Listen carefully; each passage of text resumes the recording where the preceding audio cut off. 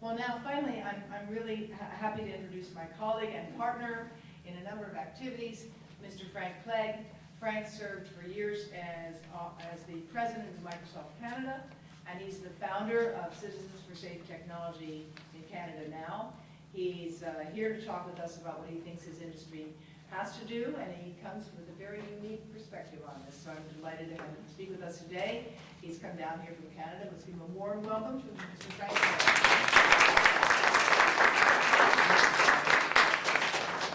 Devra, I think I've got some slides there.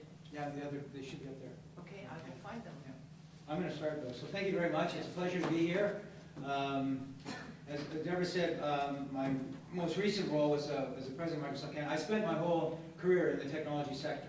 Right from graduating, I started with IBM, then I moved over to Microsoft. And so in that 35-plus year career, as you can imagine, I've seen some tremendous benefits from technology. And I've been amazed by what the impact that technology has had on businesses and on people's lives. I've also seen, though, that if not used properly, I think technology can be harmful. And I believe that our current implementation of the way we use wireless devices today is harmful. And so I I was part of the co-founders of Canadians for Safe Technology about 3 years ago. And during that process, I've had the opportunity to meet personally with over a dozen medical and scientific experts to really do my own due diligence and to satisfy myself on how big this issue is. One of the people who had the most influence was Dr. Davis. You were not introduced, I don't think. I don't think people understand the rock star that you have in front of you. Dr. Davis says, I do want to embarrass her a little bit. I'm going to highlight that she was part of a national organization that brought out, that did all the science and all the research that resulted in the secondhand smoke being eliminated in airplanes. And you can imagine that work. She was part of the other thing that I find fascinating is she was part of the team that won the Nobel Peace Prize with Al Gore. So she was one of the lead technical writers. So she shared the Nobel Prize. So that is the individual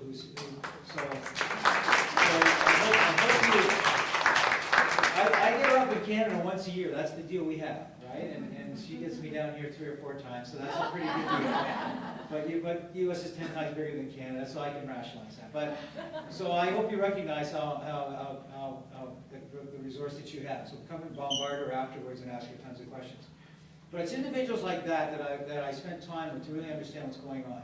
And so I didn't jump into this lightly. I was kind of enjoying my retirement, and this is a different shtick. Like being an activist, an evangelist is something that takes a lot of time and energy, but it's something I'm dedicated to. Just what we're about. We're about spreading the word, letting people understand that there is a potential harm. We use a tagline, we're Canadians for safe technology, not no technology. So next slide. So this is one of my favorite slides and one of my most impactful slides. You've probably seen this. Some of you may not know, Dr. Oz used this this week on his show. So of all the slides that are out there, he chose to show the adult on the right-hand side, which shows a 10% penetration of radiation through the skull into the brain, to a 5-year-old child on the far left that shows a 70% penetration in the child's brain. And so I think that's the only scientific data I'm going to show you, but I think it's indicative of what's available. I'm going to make this statement for Canada and the U.S. Here's the reasons why I don't think we should trust the federal guidelines in North America. And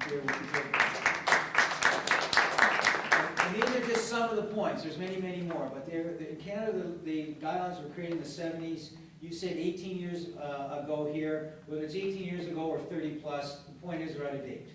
Right? They were created before cell phones even existed. They're stuck in this mindset, and I say the federal regulators, based on Einstein's theory that non-ionizing radiation can cause harm, or if it does cause harm, it has to heat tissue. And both our regulators are stuck in that mindset. What I like to point out is that Einstein died the same year that Steve Jobs was born. So to accept a scientific theory that is so dated, to my mind, just ignores all the thousands of studies that are available, peer-reviewed, published studies that show harm. There is no distinction in our guidelines for children, for pregnant women, or electrosensitive individuals. It does not consider, they do not, our guidelines, yours or ours, do not consider the multi-hour, multi-day exposure today, nor is there any way to look at the cumulative effects of having a child having a cell phone in their bedroom with a game console or a Wi-Fi or a tablet. None of that is being considered today. The point was made before that China, Russia, Italy, and Switzerland have guidelines 100 times safer than we have in North America. Canada and the U.S. are equal on that. Yeah, that's what I'm saying. Every point I'm making, if there's a Canadian difference, I will tell you. Otherwise, we are in this mess together. Finally, 40% of the world's population, 40%, have guidelines better than we have in North America. Some of these other assumptions that you should know, if you read the wording from my industry, or you read the wording from our federal regulators, they do not say that it's safe to use the technology. What they say is there's either no evidence of harm and we need more studies. And yet I will tell you that there are thousands, not hundreds, but thousands of studies today, published peer-reviewed studies, and you saw some of them referenced by Dr. Davis and Dr. Sharma point out just a subset of those studies, right? Industry have these public spokespersons. They call them industry associations. What they are is glorified PR firms for my industry, and you hear them say they meet federal guidelines. I have called out my peers in Canada and challenged them to come forward and say that their devices are safe, and the phone has not rung. We've talked about them very words. The thing that scares me about this as well is we don't have a great track record in North America. Right? If you go back through the long list, tobacco, asbestos, BPA, thalidomide, DDT, urea formaldehyde, and on and on. So our track record is not the best. So here's what's going on in my country, and I'll briefly go through this. We have a parliamentary committee, so this is at the federal level. It just had 3 sessions of hearings on our federal guideline, which is called Safety Code 6. And a Health Canada official in that testimony to this committee admitted in public, on the record, that there are studies that exist that show harm at levels below the North American guidelines. The committee is coming out at the end of June. We've heard unofficially that they're going to be very strong about their recommendations, and I think they're going to actually send a very clear message to Health Canada that they have failed the Canadian public. I'm spending a lot of time on that. I'm hopeful that those recommendations come out, and we're hoping we can do something about shining a light on this here in the U.S. and potentially in other countries. We have our local federal member of parliament brought forward a private member's bill. He's calling it the warning labels, what you would call is the right to know. In this case, it's the right to know about all devices that are wireless. What's going to happen, we're having an election over the next, in October. When he brings that law back, we've talked about just copying the Right to Know Act. Because I think that's so well written, it's so clear, it's so logical to just take what's in the packaging, that's hidden in the packaging, and just bring it out on the surface.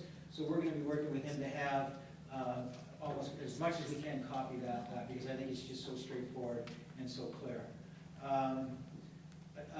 We've got teachers' organizations, the 3rd largest in Canada, where the teachers have passed a motion asking for the right to just turn the router off in the classroom when they don't need it. Just a very straightforward, simplistic view. Okay, Devra, I'll keep going here, please. Okay, so international, there's a proclamation that was signed by 190 scientists from 39 countries around the world. Dr. Davis is obviously one of those signatories. And there's a lot of proclamations, 7 or 8 actions, but the net of what they're asking for is that we need, and the target of this is the WHO, the United Nations, and all its member nations, asking for better guidelines, better education, just raising the flag to say, look, we are just pathetically behind this scientific experiment that we're running on several billion people around the world. Dr. Davis mentioned briefly that France passed, and this is in law, this is passed legislation in France. If you advertise cell phones, you have to advertise wireless speakers, or you have to, in other words, acknowledge that there's exposure to the head from these frequencies, and you have to acknowledge in your advertising in France by law. There's a campaign that talks about the responsible and rational use of mobile phones, again in law. There is a ban on Wi-Fi. in daycare centers and nurseries for children under 3 years of age, in law. And if you have, if it's already have Wi-Fi in primary schools, you have to deactivate the Wi-Fi when it's not in use for digital education activities. If you don't have Wi-Fi in your school, you have to initiate a public consultation process for the community before you're allowed to put it in your community and in your school. In France, primary schools are preschool to ages 2 to 6, and elementary schools ages 6 to 11. So that's children under 11 years of age now. Has some very aggressive protective laws in France. And in January, Taiwan, which is a very, very huge producer of semiconductors in this industry, passed a law where parents will face a fine if they allow their toddlers to play with a tablet or a cell phone. And youth under 18 years of age are not allowed to use a device in a reasonable length of time. Reasonable length of time, they still have to sort out what that is. But again, a notice to parents to say, watch what your teens are doing because it's not healthy. Okay, we'll keep going. The Austrian Medical Association created a guide, and it's a 17-page guide, and the last 3 pages of it is a questionnaire for the physician to sit down with a patient and try to understand if this patient has developed some sort of an electrosensitivity to wireless radiation. So, you know, if you think back 20 years ago, the physician didn't ask you if your parents smoked or if there's any cancer in your family. So what we're I think this is just genius to go to the next step is to have your physician. Part of their intake from you is to say, is there anything new in the wireless radiation front? There's a new version that's coming out in the next year, but this is the kind of thing that I think we're starting to see in other countries around the world. We're working with our Canadian Medical Association to try to get something like this done. I hope to be able to announce that sometime, but I can't yet.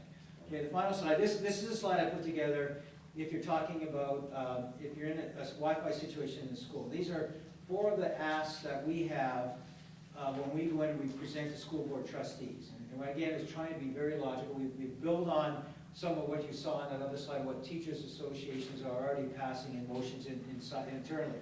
Allow the teacher to turn the Wi-Fi off. And to me, it's just a logical sense that says, if I don't need it, why expose myself as a teacher? Why expose these kids to this radiation unnecessarily? Create an education and safety program. We have safety programs for how to play with out in the street or how to walk to school and whatnot. So we're sending people out on the information highway, and we're not giving them any safety guidelines. Postal warnings, again, the right to know. So that will, when I get back home, I'm going to call this the right to know. And every school should have that. And then finally, what I'm challenging our trustees in our schools to say, you are basing your decision to expose our children to Wi-Fi radiation based on this federal regulation called Safety Code 6. I think you have a responsibility as a trustee to understand the process or the process that your regulation agency went through to make that decision. And I'll tell you, if you do investigate that, you may not make the decision to deploy Wi-Fi in your schools. So we're working on the right to know. I think it's an amazing piece of legislation. We're working on Wi-Fi in schools. I've got across the country about 4 dozen active cell tower situations. So our role is, as we're helping communities deal with these exposures, we're also trying to lobby our federal government to change the guidelines in our country. So thank you very much. Thank you.